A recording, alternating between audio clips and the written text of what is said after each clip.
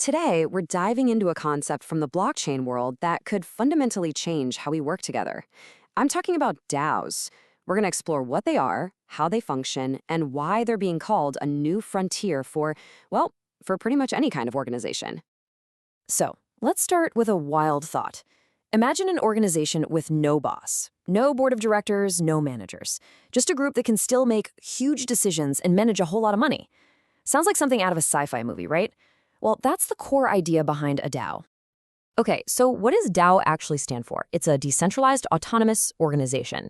Let's just break that down really quick. Decentralized means no single person is in charge. Autonomous means it runs itself based on rules that are literally baked into code. An organization, well, that's just a group of people working on the same thing. You know, a really simple way to think about a DAO is like a digital co-op. In a regular co-op, all the members pool their resources and they all get a say in how things are run. The big difference here is that a DAO's rules are enforced automatically by code on a blockchain, which makes everything super transparent and efficient. To really make this idea click, let's walk through a simple kind of real-world example to see what this actually looks like when you put it into practice. So imagine a community that wants to fund local charity projects. Using a DAO, members could contribute crypto into this shared digital treasury. Then anybody in the community could submit a proposal like, hey, let's fund a new playground. After that, all the members vote. If the proposal passes, the smart contract just automatically sends the funds right to the playground project. No treasurer, no committee chair. It's just transparent, automated, community-driven action. It's pretty cool. Okay, so that's the what. Now let's get into the how. Let's dig into the mechanics of how these things are actually built, how the rules get set, and how decisions are made, and more importantly, executed. The whole process is really built on a logical flow. First, all the basic rules, like what it takes to pass a vote, are programmed directly into a smart contract. Then, to join and get voting power, people get the DAO's special governance token. The more tokens you hold, usually, the more your vote counts. Then, any member can submit proposals and everybody gets to vote. Finally, and this is the magic part, the smart contract executes the outcome all by itself. This is where that autonomous part really comes to life. Let's say the DAO's rules state a proposal needs 60% approval to pass.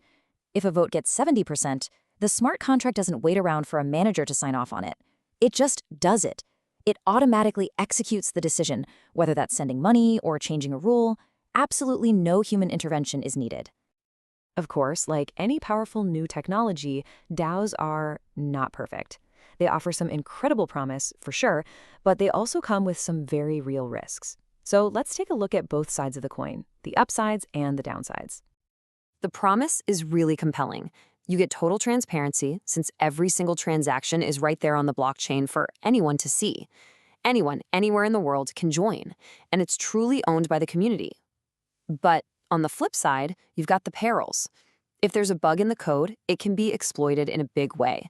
Sometimes, not enough members actually show up to vote, which is a real problem called voter apathy.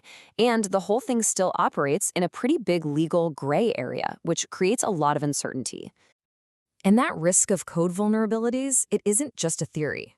Back in 2016, the very first major DAO, which was literally just called the DAO, raised millions and millions of dollars.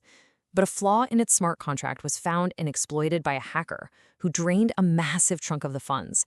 It was a really hard lesson for everyone, but it forced the entire community to get much, much more serious about security. Since then, new DAOs have come out with a heavy, heavy focus on secure, audited code. So, after those tough early lessons, where are DAOs today? Let's take a look at the really diverse ecosystem that's grown since then, and what might be just around the corner. The variety of DAOs out there now is just impressive. They are not just one thing. You've got protocol DAOs that govern huge projects like the Uniswap exchange. You've got investment DAOs that act like democratized venture capital funds. There are even collector DAOs that pool money together to buy rare NFTs, and social DAOs that are all about creating exclusive digital communities. And looking ahead, the potential is just huge. We could see DAOs become the standard for new startups and nonprofits. They might even get integrated into public services for things like transparent city budgeting. And here's a really mind-bending idea: combining DAOs with AI. Imagine an AI handling all the routine operational votes, freeing up the human members to just focus on the big picture, creative and strategic stuff. That's the kind of future people are building toward. So let's do a quick recap of the key takeaways here. 1. A DAO is run by its community and its code, not by a CEO. 2.